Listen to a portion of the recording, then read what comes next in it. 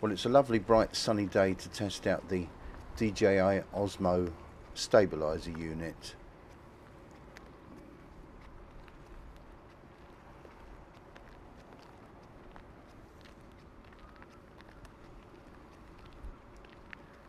It can produce movies in 4K as well as HD, and it has a wide variety of settings to choose from. I'm shooting at a frame rate of 25 per second, but it can start off at standard rate film of 24. You can also access 50 frames and 100 frames for slow motion, and then set it to NTSC to get 30 frames, 60, and I believe 120 for slow motion.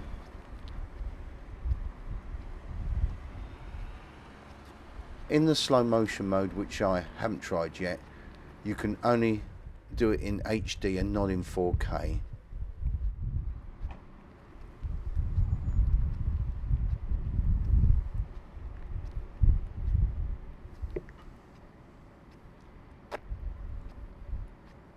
Apart from the bobbing from normal walking, it's pretty smooth, and you can get around that with more practice on how to move with the unit.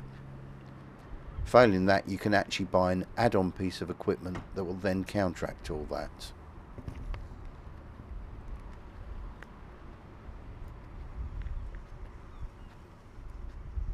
Now, a really bad thing with the equipment is the built-in mic. Apart from just being mono, it picks up the sound of the motor constantly, and pretty loud too. Fortunately, there's an input for an external mic, but again it is in mono, but probably good enough. What I've actually done to get a stereo sound is to use my portable Zoom H1 recorder, which I've had for a few years now, and I still use it quite often. It's just a case of using the built-in camera's mic audio purely as a reference point as to where to sync the sound to the Zoom H1. Then once in sync and being digital, it seems to stay that way, unlike the old analog technique.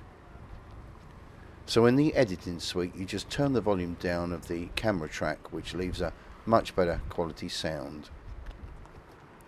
I do also cover the mic with appropriate covering to counteract the wind noise.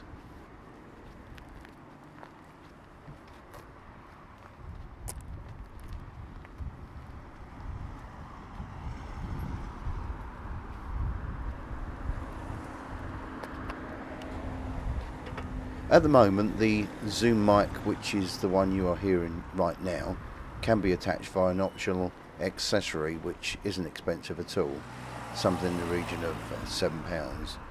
But at the moment I'm using a more unorthodox method by using a piece of elastic just to keep the units together.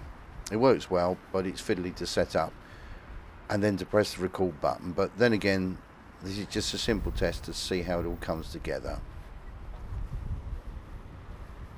And in due course I'll purchase the add-on as well as a spare battery.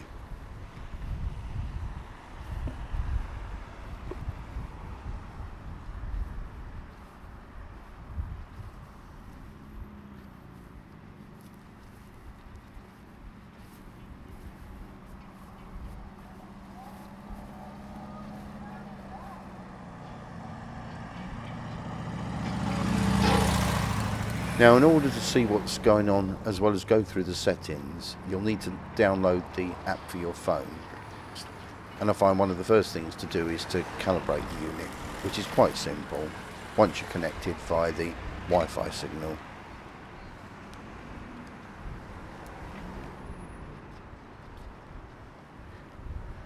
You can of course take photographs as well as video. It's a fixed lens, so no worries about focusing. It's a great companion to use alongside my Panasonic LX100. Now, the Panasonic of course gives excellent results, but it has things like a larger sensor, focus, zoom and more, which this doesn't. But it's great for those moments that you haven't got too much time to set up. You don't really need a tripod with this, and it keeps it perfectly stable for you. And panning is also very easy and looks like it's been taken on a tripod.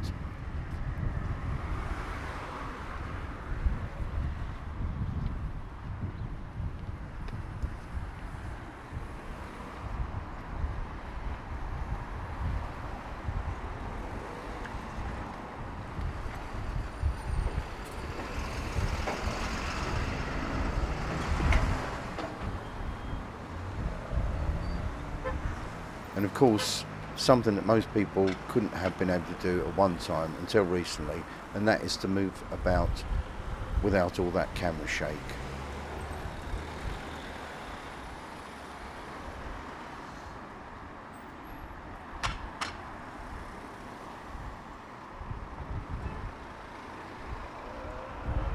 You can, if you decide to choose between auto or manual modes, when it comes to the shutter and ISO settings.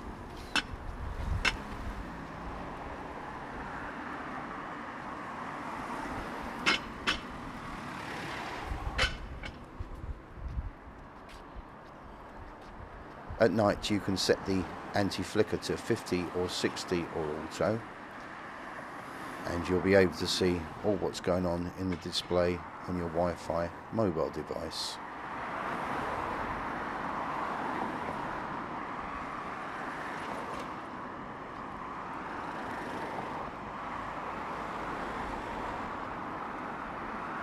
I initially had the colour setting at vivid, but on playback I noticed it was a little extreme, mainly in the greenery areas.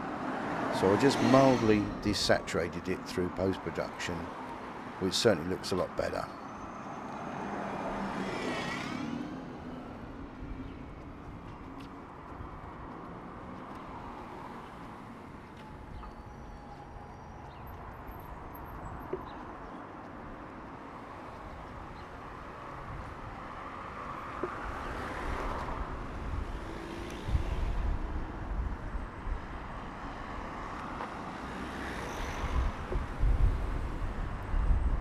There is a setting which will give you a more flat look, which is something that people like to be able to play about with and add colour grading as well as brightness and contrast.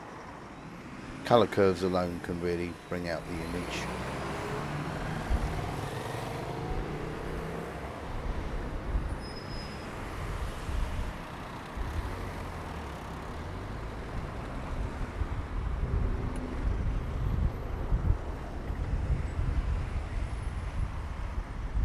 Well, thanks for watching.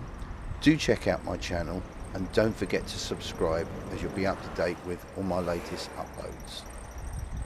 See you all very soon on YouTube.